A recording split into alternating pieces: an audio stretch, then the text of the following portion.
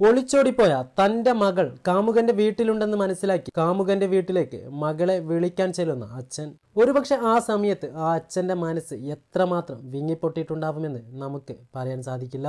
ചുറ്റും കൂടി നിൽക്കുന്ന ബന്ധുക്കൾക്കും നാട്ടുകാർക്കും ഇടയിൽ നിന്ന് സ്വന്തം മകളെ സ്വന്തം വീട്ടിലേക്ക് തിരിച്ചു വിളിക്കാൻ ശ്രമിക്കുന്ന അച്ഛന്റെ ദയനീയാവസ്ഥ. തീർച്ചയായിട്ടും ആ വീഡിയോയുടെ കുറച്ച് ഭാഗം നമുക്ക് ആദ്യം കാണാം, അതിനുശേഷം കാര്യത്തിലേക്ക് പോവാം. ഇത് ഞങ്ങൾക്ക് ഒരു ഉറപ്പുണ്ടായതിന്റെ പേരിലാണ് ആ ഉറപ്പോ ഇപ്പൊ പറയണം. ഞാൻ എപ്പ വേണമെങ്കിലും നിനക്ക് എവിടെ എടുത്ത് വരാം. അതിനുള്ള അവകാശവും കാര്യങ്ങളും തരാമെന്ന് ഞാൻ പറഞ്ഞിട്ടുണ്ട്. അതിന് ആര് തടഞ്ഞാലും ഞാൻ മേടിച്ചു തരും. നീ വരുന്നില്ല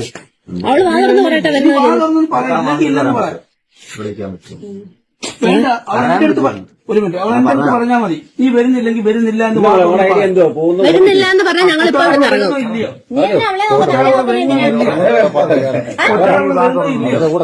നിൽക്കുന്നു. വരുന്നില്ല, ഞങ്ങളിവിടെ വരുന്നില്ല. നിലനില്ല. പിന്നെ തീരുമാനം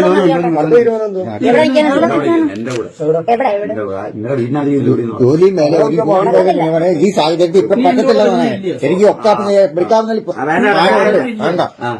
നീ വരുന്നുണ്ട് ചടങ്ങ് കാണിക്കാൻ പോകുന്നു. നീ വരുന്നില്ല. നീ വരുന്നില്ല. നീ വരുന്നില്ല എന്റെ കൂടെ. ചോദിക്കാനുള്ള അവകാശം അങ്ങോട്ടാണ് ചോദിക്കുന്നത്. 3 ചോദിക്കാം. നീ കല്യാണം കഴിച്ചിട്ട് രജിസ്റ്റർ ചെയ്ത് ഒന്നുമില്ലല്ലോ. ചോദിക്കട്ടെ. ഇപ്പോഴും ഞങ്ങളുടെ കൊച്ചു തന്നെ. ഇപ്പോഴും ഇയാൾ ചോദിക്കണ്ടെന്ന് പറയാൻ പറ്റത്തില്ല. എന്നെ ഇഷ്ടപ്പെട്ടോട്ടെ. അതിനായിട്ട് വാപ്പായുമായി പൊന്നുമോളെ നീ വരുന്നോ ഇല്ലേ? മാന്യമായിട്ടുള്ള ഒരു സമിതി ഇത്ര ആൾക്കാർ ഈ രാത്രി തന്നെ നിങ്ങൾക്ക് രജിസ്റ്റർ ചെയ്യാനുള്ള വകുപ്പ് അങ്ങോട്ട്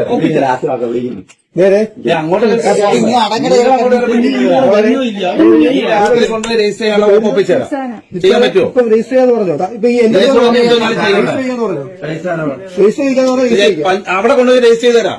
നിങ്ങൾ പോലീസ് സ്റ്റേഷനിൽ കൊണ്ടുവന്ന ലെക്ചർ പറഞ്ഞ വാക്കിന് വില ഉണ്ടെന്നുണ്ട് ഇപ്പൊ കാണിക്കണം. ആ ലെക്ചറിനകത്ത് ഇന്നിപ്പോ പോലീസ് സ്റ്റേഷന്റെ മുമ്പിൽ കൊണ്ടുവച്ച് നിങ്ങളെ കൊണ്ട് ഒപ്പിടിപ്പിക്കാം. നിങ്ങൾ ഞങ്ങളുടെ ഇവരുടെ കൂടെ വാ. അവരമ്മയാ, അവര് സ്ത്രീയല്ല, അവരമ്മയപ്പം അമ്മയായിട്ടാണ് സംസാരിക്കുന്നത്. അതാ പറഞ്ഞു എല്ലാരും അമ്മയാവും അച്ഛനാവും.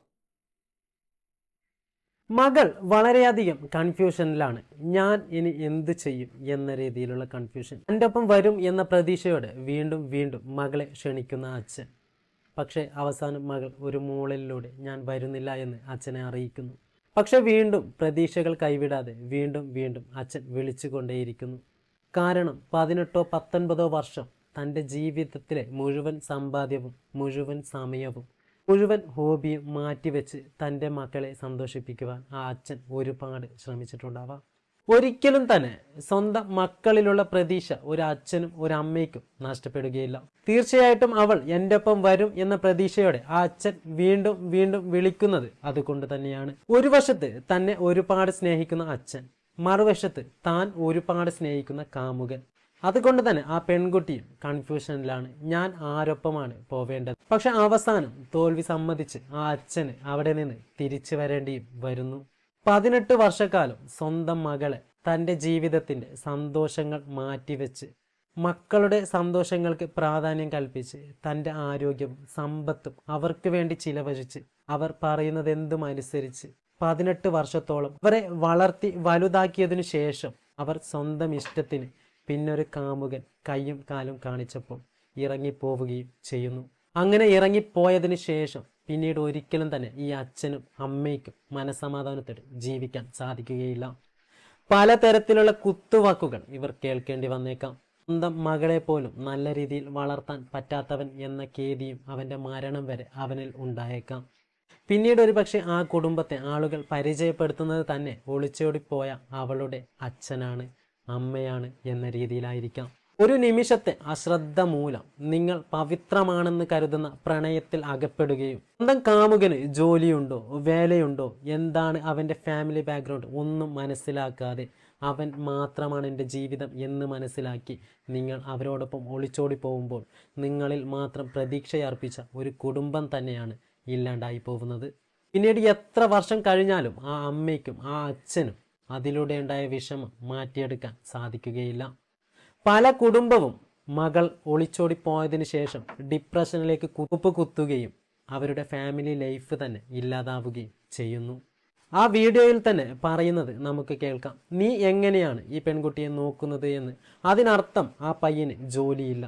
അതുപോലെ തന്നെ അവൻ്റെ പെരുമാറ്റത്തിൽ ബോഡി ലാംഗ്വേജിൽ നിന്നും നമുക്ക് മനസ്സിലാക്കാൻ സാധിക്കുന്നു ഒരു പക്വതക്കുറവുള്ള ചെറിയ പയ്യനാണ് അവൻ എന്ന്.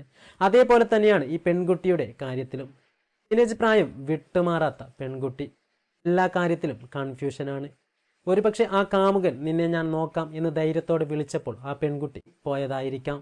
എങ്ങനെ തന്നെ ഇറങ്ങിപ്പോയാലും നിങ്ങൾ വിഷമിപ്പിക്കുന്ന അച്ഛനും അമ്മയ്ക്കും പകരമാവില്ല ഒരു കാമുകനും. ഒളിച്ചോടി പോയതിനു ശേഷം 1-2 മാസം നിങ്ങൾക്ക് ചിലപ്പോൾ സന്തോഷത്തോടെ ജീവിക്കാൻ സാധിക്കും. പക്ഷേ ജീവിതത്തിൻ്റെ യാഥാർത്ഥ്യത്തിലേക്ക് നിങ്ങൾ കാലെടുത്ത് വെച്ചതിന് ശേഷം ഒരിക്കലും തന്നെ നിങ്ങൾ വിചാരിച്ച സന്തോഷം ലൈഫിൽ നിന്ന് ലഭിക്കുകയില്ല. അപ്പോൾ തീർച്ചയായിട്ടും ആ പയ്യൻ്റെ മനസ്സ് മാറുകയും ആ പെൺകുട്ടിയോടുള്ള വെറുപ്പിലേക്ക് കലാശിക്കുകയും ചെയ്യുന്നു.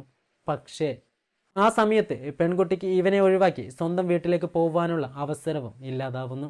അവരെ ഒഴിവാക്കി എല്ലാം മറന്ന് ആളുകളുടെ മുമ്പിൽ ഇൻസൾട്ട് ചെയ്താണ് ഞാൻ ഇവിടെ എത്തിയത്. അതുകൊണ്ട് തന്നെ ഞാൻ തിരിച്ച് വീട്ടിലേക്ക് പോയാൽ ചിലപ്പോൾ അവരെന്നെ സ്വീകരിക്കില്ല. അതുകൊണ്ട് തന്നെ തനിക്ക് വേറൊരു വഴിയില്ല എന്ന് വിചാരിക്കുകയും അവർ ആത്മഹത്യയിലേക്ക് പോവുകയും ചെയ്യുന്നു. ഇതാണ് കേരളത്തിൽ കൂടുതൽ പ്രണയത്തിലും സംഭവിക്കുന്നത്.